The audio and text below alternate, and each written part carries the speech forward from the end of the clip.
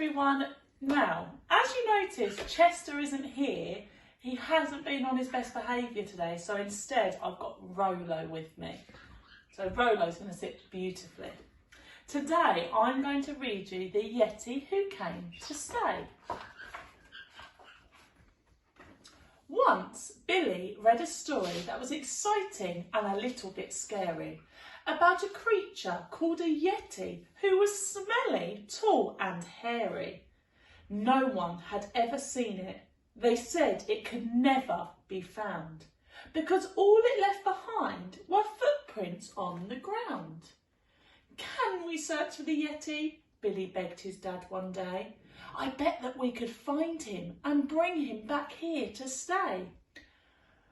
"All right," said Dad with a sigh, "if you really insist, but I have to tell you, honestly, I don't think Yetis exist." Billy packed his backpack and set off with his dad. "Have fun," said his mum, waving, thinking their plan was quite mad. They sailed across the sea, took a train and rode on a bus. Ding, ding, went the bell. Dad said, "This is the stop for us." At the top of a mountain, they found footprints in the snow. "Follow me," Billy said to Dad. "I know which way to go." At last they found the Yeti. He was huge and covered in fur. "What's your name?" asked Billy. The Yeti answered, "Ur's a lovely name," said Billy. "I'm very pleased to meet you. But it's freezing here. I want to go home. Why don't you come too?" Replied the Yeti, smiling. Billy took that as a yes. But what the Yeti really said was anybody's guess. Back home, Mum was shocked and said, "Oh dear, goodness me, I hadn't really thought about what a Yeti might eat for tea." The Yeti ate pretty much everything, even Brussels sprouts and peas. He didn't use a knife and fork or say, "Excuse me, thank you, or please."